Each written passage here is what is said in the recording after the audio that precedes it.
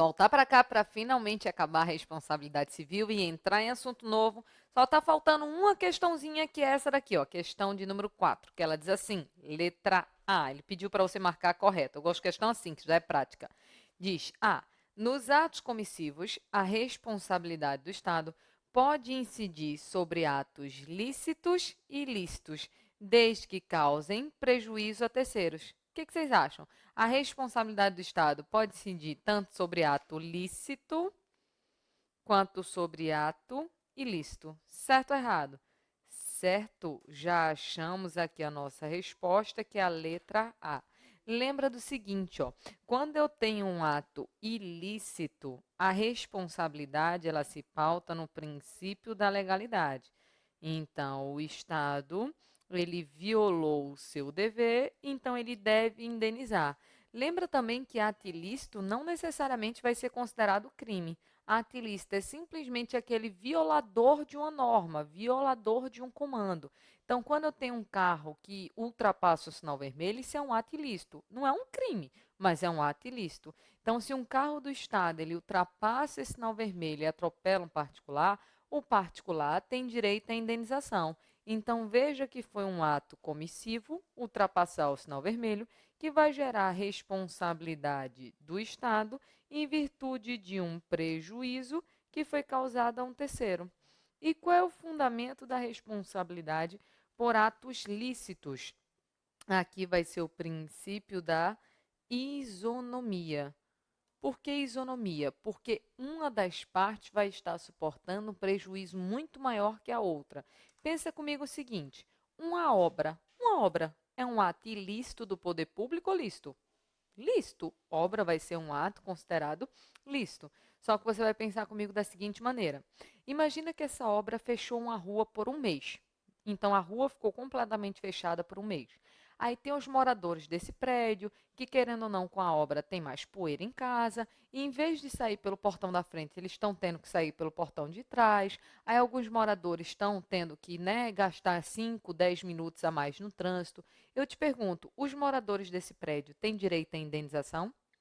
Não, porque isso é algo esperado da obra. Você sabe que quando tem obra vai ter um pouco mais de trânsito, vai ter poeira, então isso é algo normal. Então aquelas pessoas elas vão suportar aqueles dias de maior estresse, mas em benefício de um futuro melhor. Agora imagina que nessa mesma rua, ao lado do prédio tem um mercadinho. E nesse mercadinho daqui, durante todo o mês que fechou essa rua daqui, ele teve que fechar porque simplesmente ninguém conseguia chegar ao mercadinho. Então, o dono do mercado passou um mês sem funcionar, sem entrar um centavo de renda. Ao contrário, ele teve prejuízo, né? Porque tem funcionário, tem imposto, tem, né, aluguel, tem tudo. Então, ele passou um mês sem receber nada, teve custos em virtude da obra. Mais uma vez eu te pergunto, a obra é algo ilícito ou lícito? Lícito. Só que o dono desse mercado está sofrendo um prejuízo igual ao resto da coletividade ou o dano dele foi muito maior? Muito maior. Então perceba que se eu comparar, por exemplo, os moradores do prédio com o dono do mercado, é claro que o dono do mercado está tendo um prejuízo muito maior em virtude daquela obra. Então, em virtude do princípio daqui, ó, da isonomia que nós marcamos, uma das partes está sofrendo muito mais que as outras em virtude daquele ato lícito do poder público. Então, o dono desse mercado não tem direito a uma indenização do Estado ou tem? Claro que tem, porque ele sofreu um dano anormal, um dano específico e mesmo o ato sendo lícito, causou a ele um prejuízo muito maior do que em relação às outras pessoas. Então, lembra que a responsabilidade do Estado pode ser tanto em relação a ato lícito quanto em relação a ato ilícito. Fica mais ou menos assim, ó. Deixa eu pegar aqui nossa última página em branco sobre o tema, onde eu vou ter aqui a responsabilidade do Estado.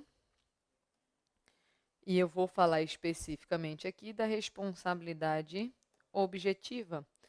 Porque o que, que eu tenho que ter na responsabilidade objetiva? Um ato, um dano e um nexo causal.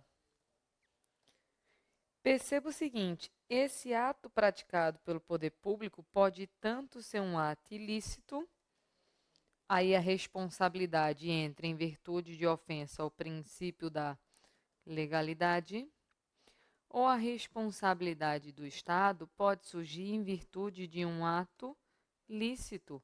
Aí a responsabilidade surge em virtude de ofensa ao princípio da isonomia.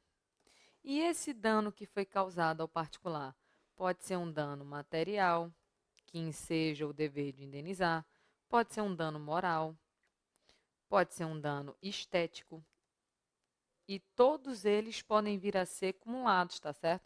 Pode ser que a pessoa receba só dano material, só dano moral, ou então um dano material mais moral, mais estético. Lembra que dano material está mais relacionado ao prejuízo financeiro. Alguém bateu no meu carro, eu quero o conserto do meu carro. Eu quero a reparação pelo dano material que eu tive. Só que imagina que em virtude desse acidente eu fiquei com trauma, não consigo mais dirigir, eu estou morrendo de medo de dirigir. Então eu sofri também um dano moral, um abalo psicológico. Imagina também que, em virtude do acidente, a pessoa ficou com o rosto desfigurado. Precisa de uma cirurgia plástica para poder melhorar a situação. Então, ela sofreu também um dano estético. Então, eu posso indenizar eu, Estado, tanto por danos materiais, quanto morais, quanto estéticos, inclusive podendo pagar por todos esses danos de maneira acumulada. E nexo causal, já sabemos que é simplesmente dizer que esse dano é fruto do ato que foi praticado. Então, já temos a nossa resposta correta, que já é a letra A. Vamos analisar o erro do resto. Letra B diz assim: nas hipóteses de força maior, assim entendidos como acontecimentos imprevisíveis e inevitáveis, fica excluída a responsabilidade do Estado pelos danos causados. Aí aqui ele está numa sacanagem, que ele está dizendo o seguinte, ó: nas hipóteses de força maior, assim entendidos como acontecimentos imprevisíveis e inevitáveis. Vai ficar excluída a responsabilidade do Estado pelos danos causados. Essa prova daqui foi uma prova de promotor. Foi uma prova de promotor para São Paulo. E lembra que eu te disse que a maioria das provas, elas não vêm a fazer a diferença de caso fortuito e de força maior? Isso daqui é a exceção da exceção da exceção. Porque quando eu falo em dano imprevisível, quando eu falo em dano inevitável, isso daqui, para a maior parte da doutrina, vai ser o caso fortuito. Casos fortuitos são danos imprevisíveis e inevitáveis. A força maior, para a maioria da doutrina, está mais relacionados com atos praticados por um terceiro. Isso daqui não é a regra de cair na sua prova, tanto que essa prova foi uma prova que, veja, que foi feita pelo próprio Ministério Público, uma prova para promotor. Mas só para você matar que para a corrente dominante, caso fortuito é algo imprevisível, inevitável, e força maior está mais relacionados a atos de terceiros. Então, como ele misturou os conceitos, a letra B ficou falsa. Vê a letra C. A responsabilidade civil do Estado pelos danos causados por seus agentes na prestação de serviços é objetiva e independe da prova de nexo de causalidade entre o serviço prestado e o dano causado. Na responsabilidade do Estado pelos danos causados pelos seus agentes, independe da prova do nexo de causalidade ou depende? Depende. Eu tenho que provar tanto o ato, quanto o dano, quanto o nexo causal. Então, por causa do a letra C está falsa. Letra D diz: o Estado não pode ser responsabilizado por danos decorrentes de leis e regulamentos, porque são normas gerais e abstratas dirigidas a toda a sociedade. Veja que ele não falou que essa era a regra. Ele diz que o Estado não pode chegar a ser responsabilizado pelos danos decorrentes de leis e regulamentos. Não pode ou pode? Pode. Sabemos já que, como forma de exceção, pode existir sim a responsabilidade do Estado por atos legislativos. Foi isso que nós vimos aqui nesse esquema. Ó. Como forma de exceção, os atos legislativos podem sim gerar a responsabilidade do Estado. Então, como aquele usou o imperativo, o não pode fica falso, porque pode de maneira excepcional. E por fim, a letra E diz: em razão da responsabilidade objetiva do Estado, a culpa concorrente da vítima ou de terceiro é indiferente e não interfere na obrigação de indenizar em seu montante. A culpa concorrente da vítima, o que nós já vimos? É uma atenuante de responsabilidade. Ou seja, se é atenuante, o Estado vai ter que indenizar, mas vai indenizar um valor menor. Já quando eu falo em ato de terceiro, é uma excludente de responsabilidade. Então, o Estado, nesse caso, ele nem vai ser obrigado a indenizar. Então, a culpa concorrente da vítima e a culpa de terceiro é indiferente para a obrigação de indenizar ou interfere? Claro que interfere. Por isso que a letra E está falsa. Com isso, nós acabamos esse tópico relacionado à responsabilidade civil, que é um tópico presente em quase todos esses concursos espalhados pelo país. Responsabilidade civil foi. E agora nós vamos para um outro assunto que até pouco tempo atrás ele era pouquíssimo cobrado em concurso, mas pouquíssimo mesmo. Ele era mais cobrado só em prova de carreira jurídica mesmo, um procurador, um promotor, um juiz. Para tribunais em si, digamos assim, para analista, para técnico, era um tópico que basicamente não aparecia. Só que como cada vez os concursos eles vão ficando mais concorridos, aí o que os editais estão fazendo? Colocando mais assunto também. E um dos assuntos que está começando a aparecer em boa parte dos tribunais é esse daqui, o nosso próximo assunto, que é a intervenção do Estado na propriedade privada. Então, vamos estudar quais são essas formas do Estado intervir na propriedade. Professor, é aqui que nós vamos estudar a desapropriação? É, mas você já tem que saber de uma coisa: nem tudo se limita à desapropriação. Porque às vezes eu falo intervenção do Estado na propriedade privada, aí a pessoa só pensa na desapropriação. Só que desapropriação é uma das formas do Estado intervir. Tanto que a gente vai estudar depois, afastado, desapropriação. E existem várias outras formas do Estado, por exemplo, ele interferir, se meter um pouco na sua propriedade. E é isso que a gente vai começar a estudar agora. Veja só. Vamos primeiro analisar a Constituição. A Constituição é um morde e assopra. Ela diz o seguinte, ó, que é garantido o direito de propriedade. Que lindo, é garantido. Só que eu te pergunto, esse direito de propriedade, ele é um direito absoluto? Claro que não. Então, é garantido o direito de propriedade, só que esse direito de propriedade ele não é absoluto. Por quê? Porque pode ser que o Estado venha fazer tanto limitações ao seu direito de propriedade, e em casos extremos, como na desapropriação, pode ser que exista a supressão da sua propriedade. Supressão é a retirada. Então, às vezes, o Estado vai lá e limita a sua propriedade, interfere no uso da sua propriedade, e em algumas situações o Estado ele chega até a suprimir a sua propriedade, retirar. Então, você, segundo a Constituição, você tem um direito de propriedade, mas esse direito não é um direito absoluto. O Estado pode limitar o uso e o Estado pode até mesmo tomar a sua propriedade, que a gente estuda isso lá em desapropriação. E, além disso, a própria Constituição diz o seguinte, ó, que a sua propriedade ela vai ter que atender à sua função social. Aí tem a parte da propriedade urbana, que eu aconselho a leitura do artigo 182, parágrafo 2º da Constituição, e tem a parte da propriedade rural, que eu aconselho a leitura do artigo 186 da Constituição Federal.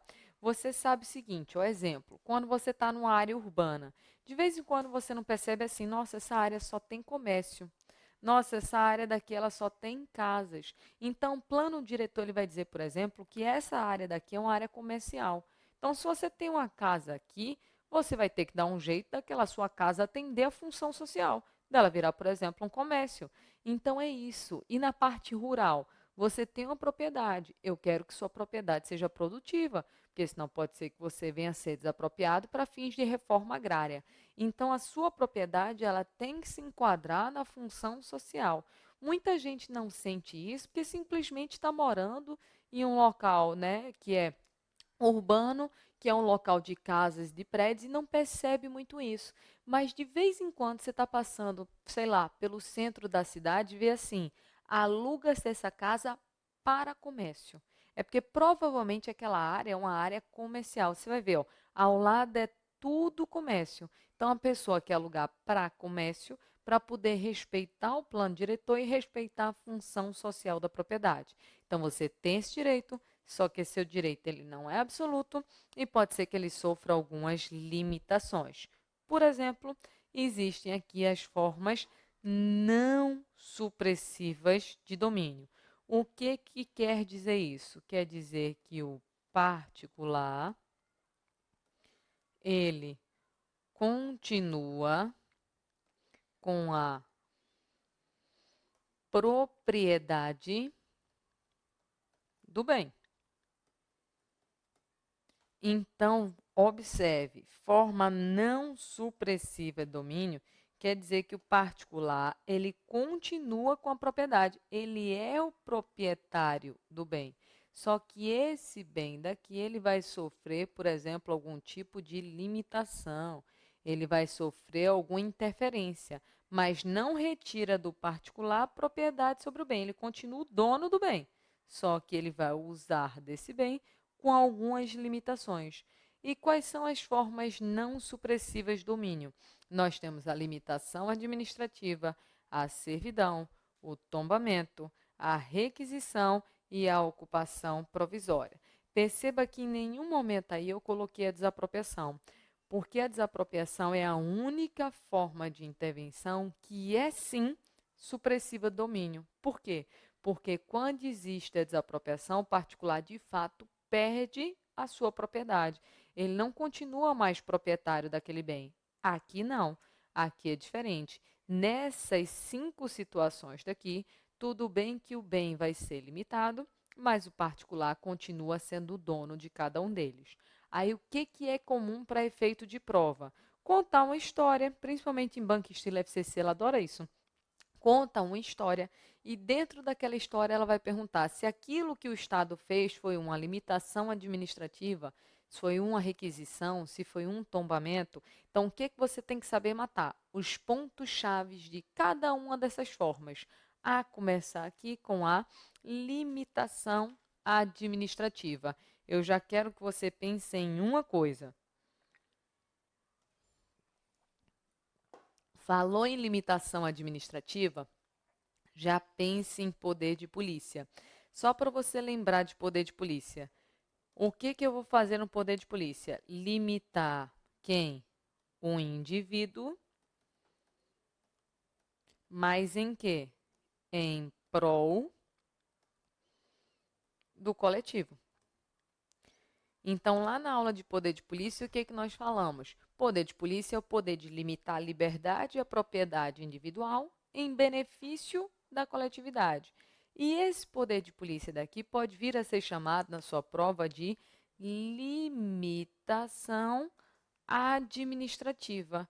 E essa limitação administrativa é uma limitação geral, ou seja, ela vai ser aplicada a todos que se enquadrem na incidência, por exemplo, daquela norma. Deixa eu colocar um exemplo aqui para vocês de limitação administrativa que vai facilitar. Imagina, por exemplo, uma lei que faz a limitação da altura dos prédios do bairro X. Então, todo mundo que se enquadrar nessa hipótese daqui, ó, de bairro X, proprietário de algo no bairro X, vai ter que obedecer essa limitação de altura. Eu limito o indivíduo em prol do coletivo. Então, imagina que eu comprei aqui um terreno. Meu objetivo com esse terreno era construir um prédio de 200 andares para vender e ficar multimilionária. Só que aí tem uma lei, e essa lei agora diz que eu só posso construir até 3 andares. Meus planos foram por água abaixo. Mas veja que não sou eu. Isso daí foi uma limitação que geral. Todo mundo que se encontrar nessa hipótese de incidência vai ter que sofrer essa limitação administrativa, que é fruto do poder de polícia. Eu vou limitar aqueles indivíduos, mas em prol do que é melhor para o coletivo. Aí eu te pergunto, eu recebo indenização por isso? Como regra, não. Regra generalíssima, viu? Essa limitação administrativa, como regra, mas regra assim, 99,9%, ela não indeniza. Tanto que pode aparecer na sua prova dizendo simplesmente que a limitação administrativa ela não indeniza. Só que, por exemplo, a jurisprudência já tem algumas situações que permitem a indenização. Imagina que eu já tenho aqui a propriedade, foi feita uma limitação, só que essa limitação me causou um dano muito grande. Então, talvez, se eu entrar com ação judicial, pode ser que eu consiga algum tipo de indenização. Veja que eu já tenho que ser proprietária antes da limitação ser feita. Eu sou proprietária, posteriormente foi imposta a limitação. Então, se eu ingressar com ação judicial provando que eu sofri um dano anormal, um dano específico, pode ser que eu consiga uma indenização. Mas a regra generalíssima é, como a limitação ela tem o caráter de ser geral, a regra é que ela não indeniza. 99,9% dos casos. Repetindo, se cair na sua prova perguntando limitação administrativa, indeniza o particular ou não indeniza? Não indeniza. Essa é a resposta da sua prova. Agora, se disser que nunca haverá a possibilidade de indenizar, aí fica falso. Porque você tem que lembrar que em algumas situações pode ser que judicialmente a pessoa consiga algum tipo de indenização. Então, aqui já temos a regra. E essa limitação atinge o quê? Tanto a liberdade quanto à propriedade. Que isso entra no conceito daqui do poder de polícia. O que é poder de polícia? Limitar a liberdade, limitar a propriedade do particular, mas pensando no que é melhor para a coletividade. Limitação essa que pode ser feita tanto por uma atividade administrativa quanto por uma atividade legislativa. Então, por exemplo, quando uma lei, o plano diretor da cidade é feito e diz que aquele bairro X dali só pode ter prédios até 3 andares, a própria lei ela já está colocando limitações administrativas para os moradores daquela área. E também, por meio de atividades administrativas, pode ser que eu imponha limitações tanto à sua liberdade quanto à sua propriedade. Então, vamos pegando os pontos chaves. Quando eu tenho aqui limitação administrativa, qual é a primeira coisa que você pensa? Poder de polícia. E poder de polícia é limitar o quê? A liberdade e a propriedade em benefício da coletividade. Como é uma limitação que está atingindo várias pessoas, é uma limitação geral que, como regra generalíssima, não gera o dever de indenizar o particular que se sentir prejudicado. E essa limitação pode ser feita tanto por atividades administrativas quanto por atividades legislativas. E só para você lembrar, como decorre do poder de polícia, é um ato externo do poder público, discricionário e restritivo. Por que restritivo? Porque ele vai limitar os indivíduos em prol do coletivo. É externo, porque a administração está limitando particulares, está praticando um ato para fora da administração. E por que vai ser aqui discricionário? Porque o administrador vai poder analisar quais são as limitações mais convenientes e oportunas. Será que eu limito a altura do bairro A, do bairro B ou do bairro X? Então, existe análise do que é mais conveniente e do que é mais oportuno. Exemplo clássico para a sua prova é esse daqui, da limitação da altura dos prédios. Então, a primeira forma não supressiva é domínio, já essa já é a limitação administrativa e já temos os pontos chaves. Andando mais um pouco, nós temos outra forma não supressiva de domínio, que é aqui a servidão. Já vejo um ponto diferente. A servidão atinge um bem determinado. Perceba, enquanto a limitação administrativa ela era aqui, ó, uma limitação geral, não é que ela foi feita para mim, ela foi feita para todos que se encontram naquela situação. A servidão, ela atinge um bem determinado. Eu vou dar alguns exemplos que já apareceram em prova para vocês. Exemplo 1. Colocar no muro da casa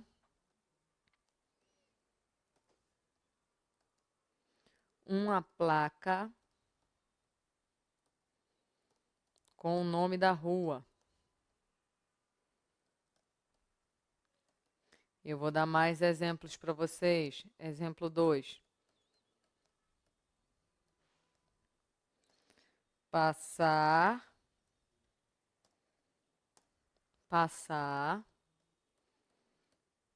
a rede elétrica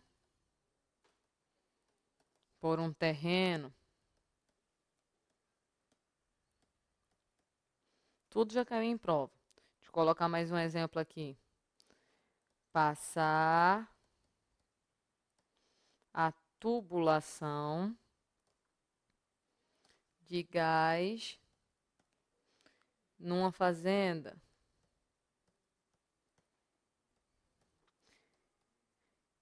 Então, perceba o seguinte, ó, vamos por parte. Exemplo 1, isso aqui é minha casa. Aí, isso aqui é o muro da minha casa. Só que para poder informar a sociedade qual é essa rua, o que o poder público quer? Quer colocar uma placa aqui informando qual é o nome da rua. Observe, é uma limitação administrativa, porque eu vou ter que suportar aquela placa, ainda que eu olhe para ela e diga, meu Deus, está acabando com o muro da minha casa. Minha casa está horrorosa por causa dessa placa daqui, mas eu tenho que suportar.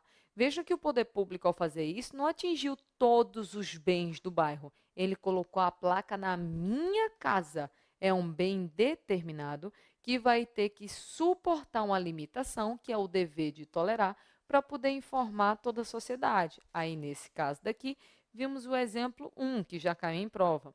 Exemplo 2.